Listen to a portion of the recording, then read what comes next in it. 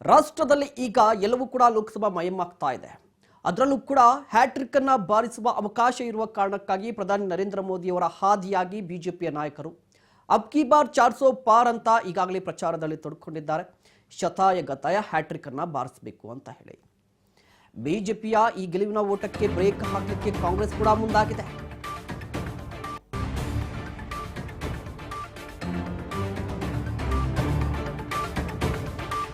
ಇವತ್ತು ರಾಜ್ ನ್ಯೂಸ್ನ ಮೆಗಾ ಸರ್ವೆಯಲ್ಲಿ ಸಕ್ಕರೆ ನಾಡು, ಒಕ್ಕಲಿಗರ ಕೋಟೆ, ಮಂಡ್ಯ ಲೋಕಸಭಾ ಕ್ಷೇತ್ರದ ಬಗ್ಗೆ ಮಾತನಾಡ್ತಾ ಇದ್ದೀವಿ. ಒಂದು ಕಡೆ ದೋಸ್ತಿಗಳಿಗೆ ಪ್ರತಿಷ್ಠೆಯ ಕಣ ಮಂಡ್ಯ ಲೋಕಸಭಾ ಕ್ಷೇತ್ರ. ಮಾಜಿ CM H D Kumaraswamy versus star Chandru ಅಖಾಡದಲ್ಲಿದ್ದಾರೆ. ಮಂಡ್ಯವನ್ನ ಗೆಲ್ಲಲಿಕ್ಕೆ ಹಳೆ ದೋಸ್ತಿಗಳು ವರ್ಸಸ್ ಹೊಸ ದೋಸ್ತಿಗಳ ನಡುವೆ ಕಾಳಗ ಇದೆ. ಮಂಡ್ಯ ಹಿಡಿತ ತಪ್ಪಿದ್ರೆ ಕುಟುಂಬ ರಾಜಕೀಯಕ್ಕೆ ಪೆಟ್ಟು ಬೀಳುತ್ತೆ. ದೋಸ್ತಿಗಳಿಗೆ ಪ್ರತಿಷ್ಠೆಯ ಕಣವಾಗಿದೆ ಮಂಡ್ಯ ಲೋಕಸಭಾ ಕ್ಷೇತ್ರ. ಸಕ್ಕರೆ ನಾಡು ಮಂಡ್ಯ ಲೋಕಸಭಾ ಕ್ಷೇತ್ರ ಪ್ರತಿ ಬಾರಿಯಂತೆ ಈ ಬಾರಿ ಕೂಡ ಕುತೂಹಲವನ್ನ ಕೆರಳಿಸಿದೆ. ಕಳೆದ ಬಾರಿಯ ಚುನಾವಣೆಯನ್ನ ಗಮನಿಸಿದ್ರೆ ಸಾಕಷ್ಟು ಕುತೂಹಲವನ್ನು ಕೆರಳಿಸಿತ್ತು. ಕಳೆದ ಬಾರಿಯ ರಿಸಲ್ಟ್ ಅನ್ನ ನೋಡಿದಂಥ ಸಂದರ್ಭದಲ್ಲಿ 2019ರ ರಿಸಲ್ಟ್ ಅನ್ನ ನೋಡ್ತಾ ಇದ್ದೀವಿ. ಇಡೀ ದೇಶದ ಚಿತ್ತವನ್ನ ಕದ್ದಿದ್ದಂತಹ ಲೋಕಸಭಾ ಕ್ಷೇತ್ರ, ರಾಜ್ಯದಲ್ಲಿ ಇರುವಂತಹ 28 ಲೋಕಸಭಾ ಕ್ಷೇತ್ರಗಳ ಒಂದು ಕಡೆ ಆದರೆ ಮಂಡ್ಯ ಲೋಕಸಭಾ ಕ್ಷೇತ್ರದಲ್ಲಿ ಏನಾಗುತ್ತೆ ಅನ್ನೋದು ಕುತೂಹಲ ಇತ್ತು. ಸುಮಲತಾ ಅವರು ಗೆಲುವನ್ನು ಸಾಧಿಸುತ್ತಾರೆ ಪಕ್ಷೇತರ ಅಭ್ಯರ್ಥಿಯಾಗಿ 7,03,660 ಮತಗಳೊಂದಿಗೆ. ನಿಖಿಲ್ ಕುಮಾರಸ್ವಾಮಿ ಅವರು ಸ್ಪರ್ಧೆಗೆ ಇಳಿದಿರ್ತಾರೆ ಮೈತ್ರಿ ಅಭ್ಯರ್ಥಿಯಾಗಿ. ರಾಜ್ಯದಲ್ಲಿ ಕಾಂಗ್ರೆಸ್ ಜೆಡಿಎಸ್ ಮೈತ್ರಿ ಆಗಿರುತ್ತೆ. ನಿಖಿಲ್ ಕುಮಾರಸ್ವಾಮಿ ಅವರು ಮೊದಲ ಬಾರಿಗೆ ಚುನಾವಣಾ ಅಖಾಡಕ್ಕೆ ಇಳಿದಿರ್ತಾರೆ. ಸೋಲಾಗುತ್ತೆ. ಅವರು ಪಡೆದಂಥ ಮತಗಳ ಸಂಖ್ಯೆ 5,77,784. ಮಂಡ್ಯ ಲೋಕಸಭಾ ಕ್ಷೇತ್ರ ಮಂಡ್ಯ ನಮ್ದು ಅಂತ ಹೇಳ್ತಾ ಇದ್ದಂತಹ ಜೆಡಿಎಸ್ ನಾಯಕರಿಗೆ ಈ ಸೋಲು ದೊಡ್ಡ ಆಘಾತವನ್ನು ಕೊಡುತ್ತೆ. ಬರೋಬ್ಬರಿ 1,25,876 ಮತಗಳ ಅಂತರ. ದೊಡ್ಡ ಸೋಲಾಗುತ್ತೆ. ಇದು ಒಂದು ರೀತಿಯಾಗಿ ಗರ್ವಭಂಗ ಅಂತ ಹೇಳಬೇಕು. ಯಾಕಂದ್ರೆ ಮಂಡ್ಯ ಅಂದ್ರೆ ಜೆಡಿಎಸ್ ಅಂದ್ರೆ ಮಂಡ್ಯ ಅನ್ನುವ ವಾತಾವರಣ ಇತ್ತು. ಸಾಕಷ್ಟು ಮಂದಿ ನಾಯಕರಿದ್ದಾರೆ ಜೆಡಿಎಸ್ನ ನಾಯಕರು. ಕ್ಷೇತ್ರದಲ್ಲಿ ಜೆಡಿಎಸ್ನ ಸಂಘಟನೆ ಗಟ್ಟಿಯಾಗಿದೆ. ಇದರ ಜೊತೆಗೆ 2019ರಲ್ಲಿ ರಾಜ್ಯದಲ್ಲಿ ಮೈತ್ರಿ ಸರ್ಕಾರ ಇತ್ತು ಕಾಂಗ್ರೆಸ್ ಜೆಡಿಎಸ್ನದ್ದು. ಖುದ್ದಾಗಿ ಎಚ್ ಡಿ ಕುಮಾರಸ್ವಾಮಿ ಅವರು ಮುಖ್ಯಮಂತ್ರಿಗಳಾಗಿದ್ದರು. ಡಿ ಕೆ ಶಿವಕುಮಾರ್ ಅವರು ಇದ್ದರು, ಸಿದ್ದರಾಮಯ್ಯನವರು ಇದ್ದರು. ಮಂಡ್ಯ ಜಿಲ್ಲೆಯಲ್ಲಿ ಜೆಡಿಎಸ್ನ ಶಾಸಕರಿದ್ದರು, ಸಚಿವರಿದ್ದರು. ಎಲ್ಲವೂ ಕೂಡ ಸ್ಟ್ರಾಂಗ್ ಆಗಿತ್ತು. ನಿಖಿಲ್ ಕುಮಾರಸ್ವಾಮಿ ಅವರ ಗೆಲುವನ್ನು ಯಾರೂ ತಡೆಯಲಿಕ್ಕೆ ಸಾಧ್ಯನೇ ಇಲ್ಲ ಅನ್ನುವ ರೀತಿಯಲ್ಲಿ ನಿರ್ಮಾಣವಾಗಿತ್ತು ಪರಿಸ್ಥಿತಿ. ಆದರೆ ಸುಮಲತಾ ಅವರು ಗೆಲುವನ್ನು ಸಾಧಿಸ್ತಾರೆ.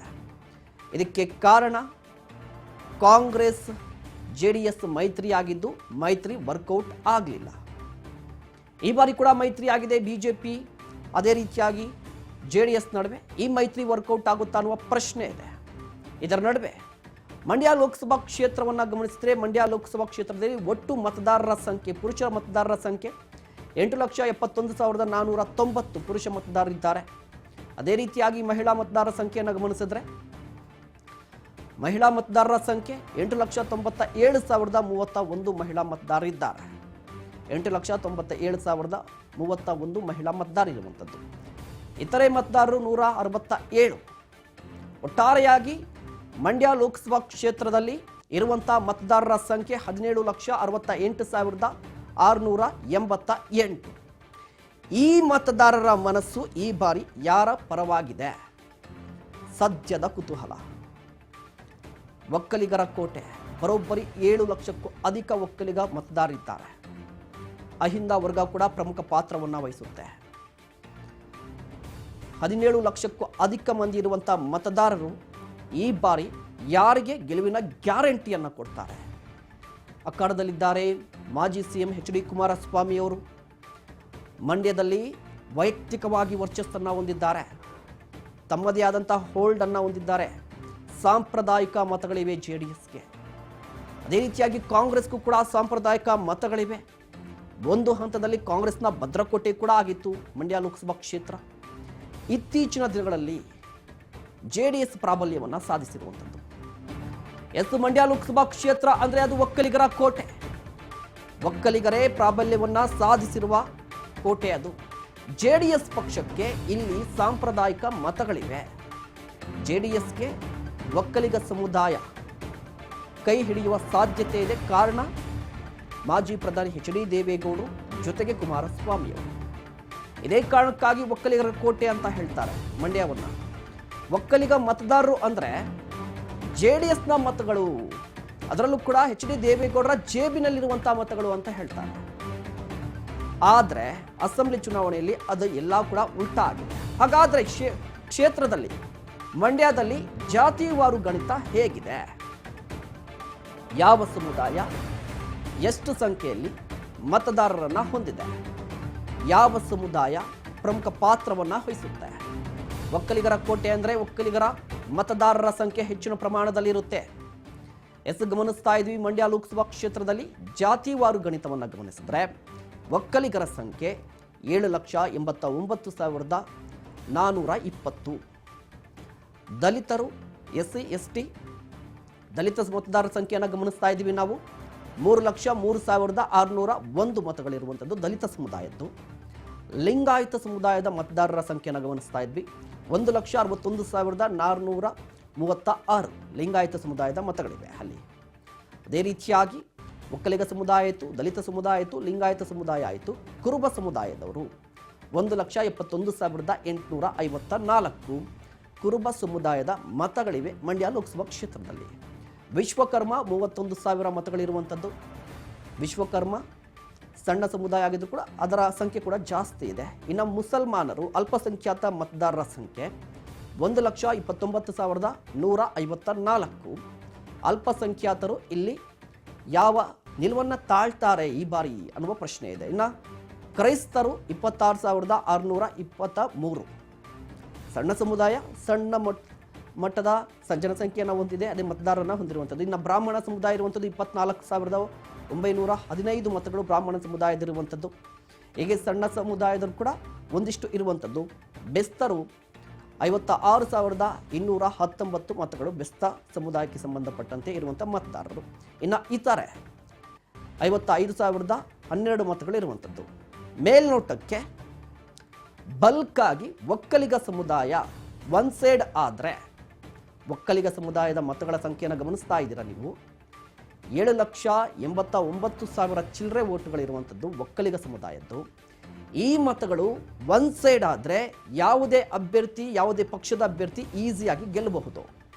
ಇನ್ನು ದಲಿತ ಸಮುದಾಯವನ್ನು ಗಮನಿಸ್ತಾ ಇದ್ವಿ. 3,03,601 ಇದು ಆ್ಯಡಪ್ ಆಗಬೇಕಿರುವಂಥದ್ದು. ಇದು ಕೂಡ ಪ್ರಮುಖ ಪಾತ್ರವನ್ನು ವಹಿಸುತ್ತೆ, ನಿರ್ಣಾಯಕ ಪಾತ್ರವನ್ನು ವಹಿಸುತ್ತೆ. ಯಾಕಂದರೆ ಮಂಡ್ಯದಲ್ಲಿ ಈ ಬಾರಿ ಅಭ್ಯರ್ಥಿಗಳು ಇಬ್ಬರು ಕೂಡ ಒಕ್ಕಲಿಗ ಸಮುದಾಯಕ್ಕೆ ಸೇರಿದವರ ಕಾರಣಕ್ಕಾಗಿ ಒಕ್ಕಲಿಗ ಸಮುದಾಯದ ಮತಗಳು ವಿಭಜನೆ ಆಗುತ್ತೆ. ವಿಭಜನೆ ಆದಂತಹ ಸಂದರ್ಭದಲ್ಲಿ ದಲಿತ ಸಮುದಾಯ ಯಾರ ಪರವಾಗಿದ್ದಾರೆ ಅನ್ನೋದು ಕೂಡ ನಿರ್ಣಾಯಕ ಪಾತ್ರವನ್ನು ವಹಿಸುತ್ತೆ.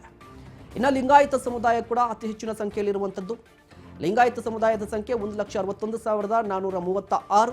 ಈ ಲಿಂಗಾಯತ ಸಮುದಾಯ ಯಾವ ರೀತಿಯ ನಿರ್ಧಾರವನ್ನು ತೆಗೆದುಕೊಳ್ಳುತ್ತೆ ಅನ್ನುವುದು ಸದ್ಯದ ಕುತೂಹಲ. ಯಾಕೆ ಅಂದರೆ ಮಂಡ್ಯ ಅಂದರೆ ಅದು BS ಯಡಿಯೂರಪ್ಪನವರ ತವರು ಜಿಲ್ಲೆ ಬೂಕನಕೆರೆಯಲ್ಲಿ ಅವರು ಜನಿಸಿದ್ದಂಥದ್ದು.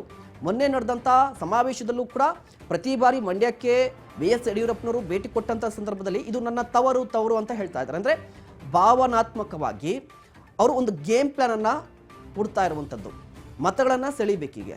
ಈಗ ಲಿಂಗಾಯತ ಸಮುದಾಯ BS ಯಡಿಯೂರಪ್ಪನವರ ಪರವಾಗಿ ಹೋದರೆ ಅಥವಾ ವಿಜೇಂದ್ರ ಅವರ ಪರವಾಗಿ ಹೋದರೆ ಇದು JDSಗೆ ಲಾಭವಾಗುತ್ತೆ. ಲಿಂಗಾಯತ ಸಮುದಾಯ BJPಯ ಸಾಂಪ್ರದಾಯಿಕ ಮತಗಳಾದರೆ ಇದು JDSಗೆ ಲಾಭವಾಗುತ್ತೆ. ಅಲ್ಲಿಗೆ ಒಕ್ಕಲಿಗ ಸಮುದಾಯ ಮತಗಳು ವಿಭಜನೆ ಆಗುತ್ತೆ, ದಲಿತ ಸಮುದಾಯದ ಮತಗಳು ಕೂಡ ವಿಭಜನೆ ಆದರೂ ಕೂಡ ಲಿಂಗಾಯತ ಸಮುದಾಯದ ಮತಗಳು ನಿರ್ಣಾಯಕ ಪಾತ್ರವನ್ನು ವಹಿಸುತ್ತೆ. ಇನ್ನು ಕುರುಬ ಸಮುದಾಯ 1,71,854 ಮತಗಳಿರುವಂಥದ್ದು. ಈ ಇಡೀ ಕುರುಬ ಸಮುದಾಯ ಈ ಬಾರಿ ಒಂದಿಷ್ಟು ಕುತೂಹಲವನ್ನು ಕೆರಳಿಸ್ತಾ ಇರೋದೇನೆಂದರೆ, ಇಷ್ಟು ವರ್ಷಗಳ ಕಾಲ ಇದ್ದಂಥ ಕುರುಬ ಸಮುದಾಯಕ್ಕೂ ಸದ್ಯದ ಪರಿಸ್ಥಿತಿಯಲ್ಲಿ ಈಗ ಇರುವಂಥ ಕುರುಬ ಸಮುದಾಯದ ಮನಸ್ಥಿತಿಗೂ ಅಜಗಜಾಂತರ ವ್ಯತ್ಯಾಸ ಇದೆ. ಕಾರಣ ಏನಂದರೆ, ರಾಜ್ಯದಲ್ಲಿ ಕುರುಬ ಸಮುದಾಯಕ್ಕೆ ಸೇರಿದಂತಹ ಸಿದ್ದರಾಮಯ್ಯನವರು ಮುಖ್ಯಮಂತ್ರಿಯಾಗಿದ್ದಾರೆ. ಹೀಗಾಗಿ ಇಡೀ ಕುರುಬ ಸಮುದಾಯ ಸಿದ್ದರಾಮಯ್ಯನವರ ಹಿಂದೆ ಇರುವ ಕಾರಣಕ್ಕಾಗಿ ಕುರುಬ ಸಮುದಾಯದ 99% ಮತಗಳು ಕಾಂಗ್ರೆಸ್ಗೆ ಹೋಗುವ ಸಾಧ್ಯತೆ ಇರುವಂಥದ್ದು. ಅಲ್ಲಿಗೆ ಜಾತಿವಾರು ಲೆಕ್ಕಾಚಾರವನ್ನು ಗಮನಿಸಿದರೆ ಮೇಲ್ನೋಟಕ್ಕೆ ಎರಡೂ ಪಕ್ಷಗಳಿಗೂ ಕೂಡ ಬ್ಯಾಲೆನ್ಸಿಂಗ್ ಆಗಿರುವಂಥದ್ದು. JDSಗೆ ಒಕ್ಕಲಿಗ ಸಮುದಾಯ, ಲಿಂಗಾಯತ ಸಮುದಾಯ, ಇನ್ನಿತರೆ ಒಂದಿಷ್ಟು ಸಮುದಾಯ ಪ್ಲಸ್ ಆಗಿದ್ರೆ, ಅದೇ ರೀತಿಯಾಗಿ ಕಾಂಗ್ರೆಸ್ಗೆ ಒಕ್ಕಲಿಗ ಸಮುದಾಯ ಸೇರಿದಂತೆ ಅಹಿಂದ ಮತಗಳು ಕಾಂಗ್ರೆಸ್ಗೆ ಪ್ಲಸ್ ಆಗಿರುವಂಥದ್ದು. ಹಾಗಾದರೆ ಕ್ಷೇತ್ರದಲ್ಲಿ, ಅದರಲ್ಲೂ ಕೂಡ ವಿಧಾನಸಭಾ ಕ್ಷೇತ್ರವಾರು ಯಾವ ಪಕ್ಷ ಮೇಲುಗೈ ಸಾಧಿಸಿದೆ ಅದರ ಲೆಕ್ಕಾಚಾರವನ್ನು ಕೂಡ ಕಂಪ್ಲೀಟ್ ಆಗಿ ಕೊಡ್ತಾ ಹೋಗ್ತೀನಿ. ಕ್ಷೇತ್ರದ ಬಗ್ಗೆ ಮಾತನಾಡ್ತಾ ಇದ್ವಿ. 2019 ಲೋಕಸಭಾ ಚುನಾವಣೆಯ ರಿಸಲ್ಟ್ ಅನ್ನ ನೋಡಿದ್ವಿ, ಒಟ್ಟು ಮತದಾರರ ಸಂಖ್ಯೆಯನ್ನ ನೋಡಿದ್ವಿ, ಅದೇ ರೀತಿಯಾಗಿ ಜಾತಿ ಲೆಕ್ಕಾಚಾರವನ್ನ ಕೂಡ ನೋಡಿದ್ವಿ. ಈಗ ಕ್ಷೇತ್ರವಾರು ಲೆಕ್ಕಾಚಾರವನ್ನ ನೋಡ್ತಾ ಇದ್ರೆ ಕಾಂಗ್ರೆಸ್ ಕಾರುಬಾರು ಜೋರಾಗಿದೆ.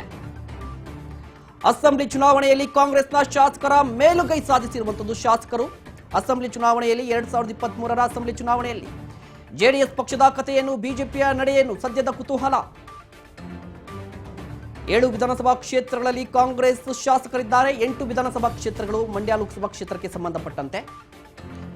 ಇದರಲ್ಲಿ 7 ವಿಧಾನಸಭಾ ಕ್ಷೇತ್ರದಲ್ಲಿ ಕಾಂಗ್ರೆಸ್ನ ಶಾಸಕರಿದ್ದಾರೆ, ಇತಿಹಾಸದಲ್ಲಿ ಮೊದಲು. ಜೊತೆಗೆ JDS ದೊಡ್ಡ ಭದ್ರಕೋಟೆ ನಮ್ಮದು. JDS ಮಂಡ್ಯದಲ್ಲಿ JDS ಸ್ಟ್ರಾಂಗ್ ಆಗಿದೆ. ಮಂಡ್ಯ ನಮ್ದು ಅಂತ ಹೇಳುವಂತಹ JDS ಶಾಸಕರ ಸಂಖ್ಯೆ ಕೇವಲ 1. ಬಿಜೆಪಿ ಟಿಕೆಟ್ ಕೊಟ್ಟರೆ ಬಿಜೆಪಿಯನ್ನ ಗೆಲ್ಲಿಸ್ತೀನಿ, ಬಿಜೆಪಿ ತುಂಬಾ ಸ್ಟ್ರಾಂಗ್ ಆಗಿದೆ ಅಂತ ಹೇಳ್ತಾ ಇದ್ದಂತಹ ಬಿಜೆಪಿಯ ಪಕ್ಷ ಸಂಘಟನೆ ಮತ್ತು ಬಿಜೆಪಿಯ ಶಾಸಕರ ಸಂಖ್ಯೆ 0. ಮಂಡ್ಯ ಲೋಕಸಭಾ ಕ್ಷೇತ್ರಕ್ಕೆ 8 ವಿಧಾನಸಭಾ ಕ್ಷೇತ್ರಗಳು ಬರುತ್ತೆ. 8 ವಿಧಾನಸಭಾ ಕ್ಷೇತ್ರಗಳಲ್ಲಿ ಕಾಂಗ್ರೆಸ್ ಗೆಲುವನ್ನು ಸಾಧಿಸಿರುವಂಥದ್ದು 7. ಮಂಡ್ಯ ರವಿಕುಮಾರ್ ಗಣಿಗ ಕಾಂಗ್ರೆಸ್ನ ಶಾಸಕರು. ಇವರು ಮಂಡ್ಯ ವಿಧಾನಸಭಾ ಕ್ಷೇತ್ರದ ಕಾಂಗ್ರೆಸ್ನ ಶಾಸಕರು. ನಾಗಮಂಗಲ ಎನ್ ಚಲುವರಾಯಸ್ವಾಮಿ ಅವರು ಕಾಂಗ್ರೆಸ್, ಜೊತೆಗೆ ಹಾಲಿ ಸಚಿವರು ಕೂಡ ಆಗಿರುವಂಥದ್ದು. ಜೊತೆಗೆ ಇವರಿಗೆ ಈ ಬಾರಿಯ ಚುನಾವಣಾ ಉಸ್ತುವಾರಿಯನ್ನು ಕೊಟ್ಟಿದ್ದಾರೆ. ಇದು ಕೂಡ ಒಂದು ಕಾಂಗ್ರೆಸ್ನ ಪ್ಲಸ್ ಆಗುತ್ತೆ. ಇನ್ನು ಮದ್ದೂರು KM ಉದಯ್ ಕಾಂಗ್ರೆಸ್ನ ಶಾಸಕರು. ಮದ್ದೂರು ವಿಧಾನಸಭಾ ಕ್ಷೇತ್ರಕ್ಕೆ ಸಂಬಂಧಪಟ್ಟಂತೆ ಉದಯ್ ಅವರಿಗೆ ಟಿಕೆಟ್ ಸಿಕ್ತು, ಅವರು ಗೆಲುವನ್ನು ಸಾಧಿಸಿದ್ದಾರೆ. ಇವರು ಕಾಂಗ್ರೆಸ್ನ ಶಾಸಕರಾಗಿದ್ದಾರೆ.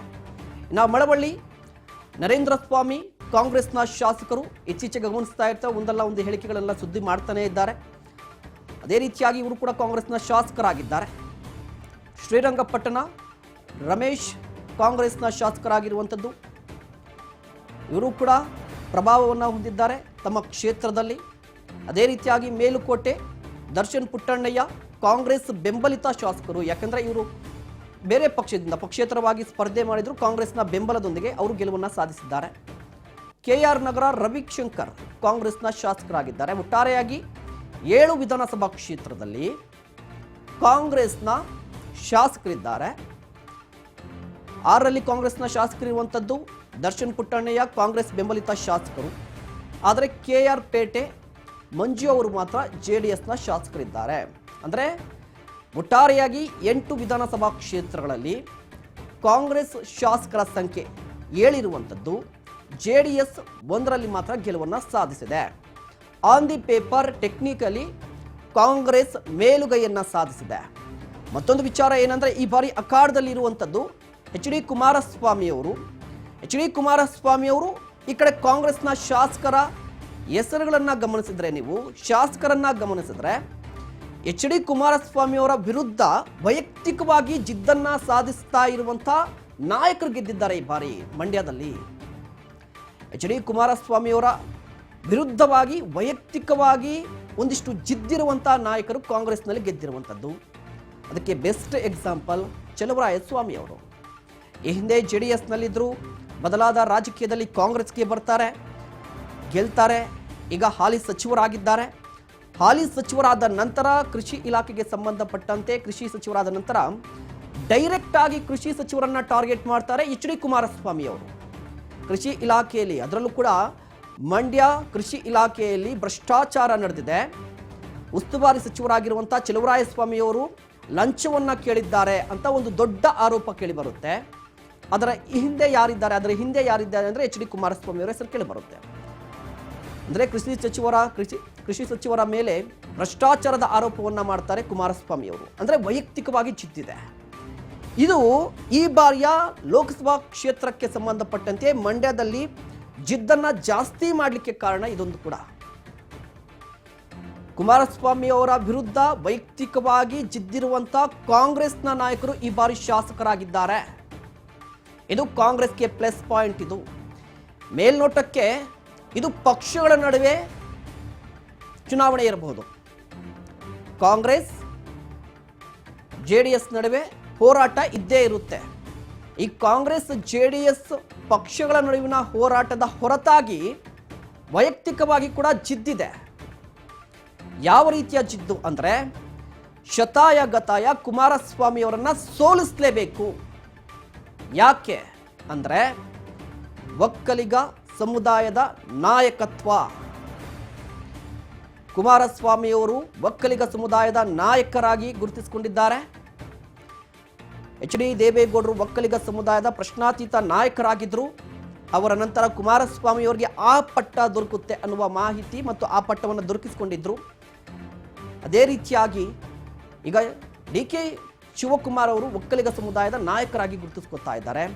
ಸೊ ಮಂಡ್ಯದಲ್ಲಿ ಎಚ್ ಡಿ ಕುಮಾರಸ್ವಾಮಿ ಅವರನ್ನ ಸೋಲಿಸಿದ್ರೆ ಒಕ್ಕಲಿಗ ಸಮುದಾಯಕ್ಕೆ ಒಂದು ಮೆಸೇಜ್ ಪಾಸ್ ಆಗುತ್ತೆ, ಯಾರು ಸ್ಟ್ರಾಂಗ್ ಇದ್ದಾರೆ ಅಂತ.